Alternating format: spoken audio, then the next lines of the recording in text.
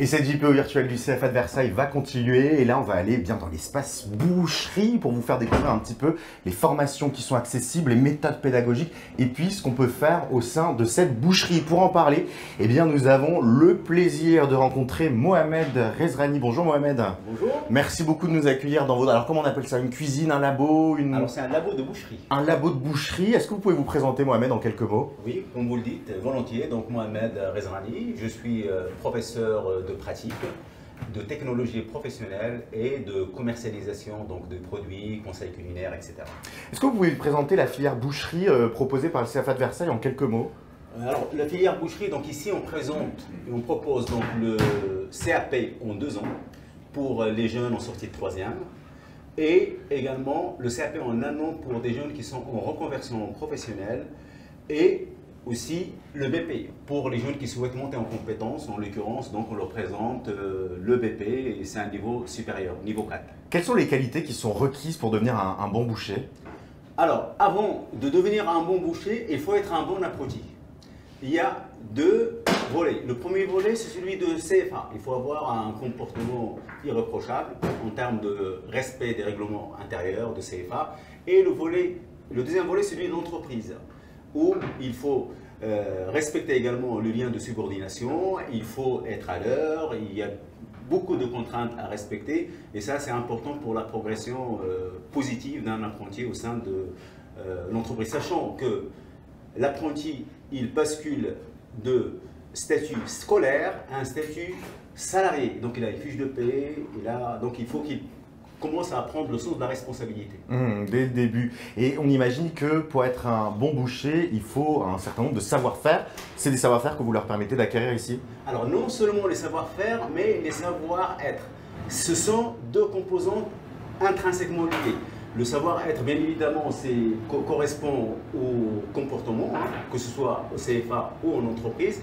Et le savoir-faire, c'est tout ce qui est lié à la transformation des produits, la valorisation de produits, la mise en valeur des produits pour leur apporter la plus grande valeur ajoutée. Et à ce titre d'ailleurs, j'ai une bonne nouvelle pour vous parce que dans 2 jours, le 8 février prochain, c'est-à-dire lundi, après-demain, nous organisons ici le concours de meilleurs apprentis Île-de-France. Donc là, on va mettre en valeur vraiment le savoir-faire technique des apprentis et que le meilleur gagne. Ça veut dire quoi? Ça veut dire que notre CFA sera quelque part le centre de gravité de tous les CFA d'Île-de-France.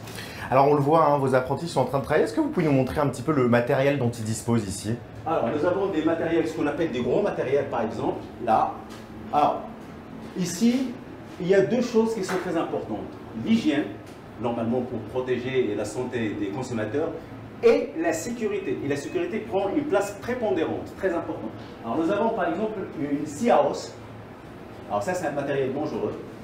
Et là, j'interdis formellement les apprentis CAP d'utiliser cette machine. Pourquoi? Parce que, je veux dire, c'est la sécurité avant tout. On ne peut pas se permettre de prendre un risque qu'un jeune se coupe un doigt ou quelque chose comme ça. Ça c'est inadmissible. Donc là, seuls les BP qui ont le droit d'utiliser cette machine, à condition que je sois à côté. Nous avons cette machine-là qu'on appelle un poussoir hydraulique pour fabriquer tout ce qui est chipolata, merguez, Toulouse, donc des préparations bouchères. Alors nous avons également une machine sous vide. Alors celle-là permet d'augmenter les DLC, hein, la date limite de consommation des produits.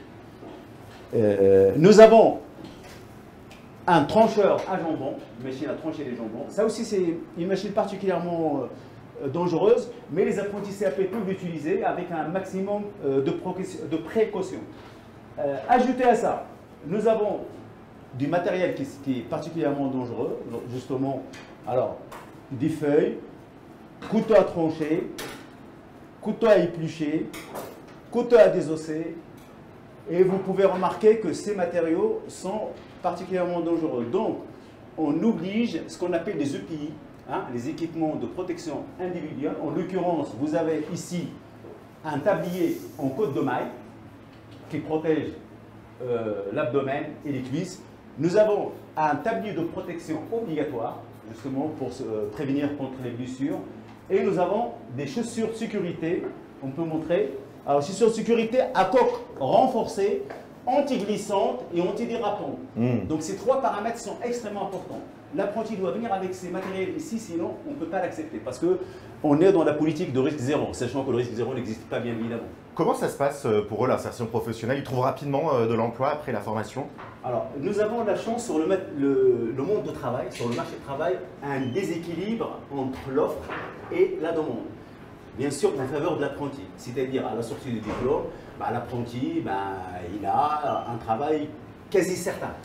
Voilà, et c'est justement grâce à ce déséquilibre entre l'offre et la demande. Et à quel salaire ils peuvent prétendre, les apprentis? Alors, plus on a des diplômes, plus on monte en compétences, plus le salarié monte, le salaire monte, ce qui est logique.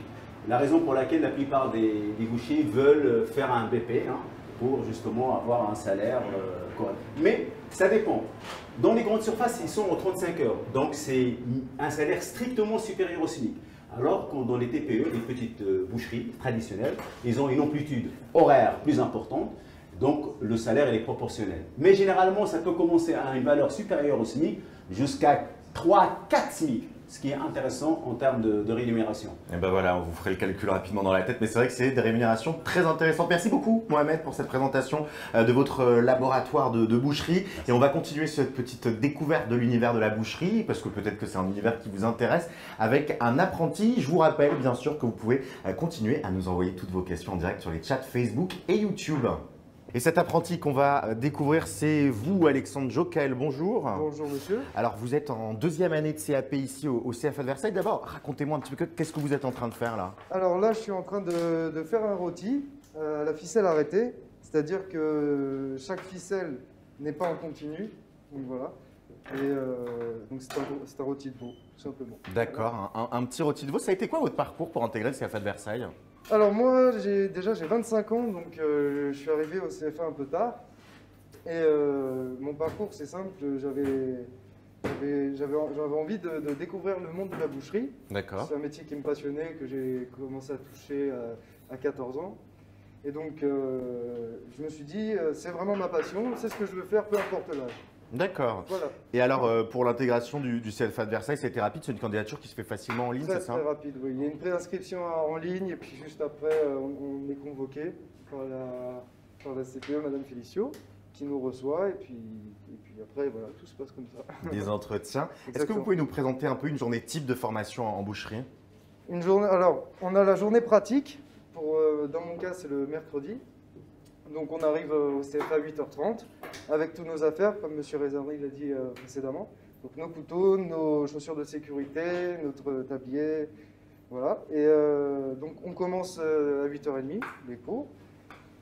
Et donc après ça dépend ce qu'il y aura dans le frigo, ça dépend, voilà. Mais généralement quand on a des lacunes sur une certaine matière, donc par exemple le veau, le bœuf ou quoi, on peut très bien demander à notre professeur M. Rezrani qui va lui derrière commander la pièce en question pour qu'on se perfectionne dessus. Voilà. Et alors c'est quoi un petit peu l'ambiance ici sur le centre de formation? C'est absolument génial, c'est une ambiance, on a déjà je tiens à souligner qu'on a une équipe d'enseignants absolument géniale, donc voilà, qui sont à l'écoute, qui sont compréhensifs. Après, comme M. Rezrani l'a dit, il faut être sérieux, il faut s'impliquer dans son métier, dans la formation, tout pareil. Mais voilà, on a vraiment une très très bonne ambiance dans le CFA. Et alors, vous êtes en apprentissage ou est-ce que vous le faites, votre apprentissage? Là, je suis en apprentissage. Donc là, je suis à ma deuxième année. Et après, je compte faire un BP. D'accord. Pour commencer sur un BP qui est en 2 ans aussi. Donc voilà. Et ça serait quoi l'objectif? Parce qu'on l'a dit tout à l'heure, mais dans la boucherie, on peut l'exercer dans de nombreux domaines, que ce soit dans les grandes surfaces, dans des boucheries plus traditionnelles. Vous, comment vous vous projetez? À long terme, moi, j'aimerais ouvrir ma propre boucherie. D'accord. J'aimerais être patron, j'aimerais former d'autres apprentis aussi. Là, actuellement, je travaille dans une petite boucherie traditionnelle, donc qui n'a rien à voir avec les grandes surfaces. Et c'est un univers qui vous plaît en tout cas? Exactement, c'est un univers. Moi, le contact de la viande, le contact des clients, c'est vraiment ce que je recherchais.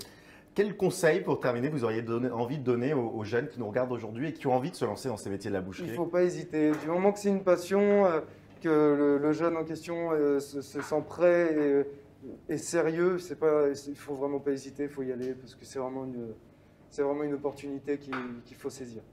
Merci beaucoup Alexandre pour toutes ces informations et puis merci bon à vous. courage. Bah, il est quasiment fini là votre veau.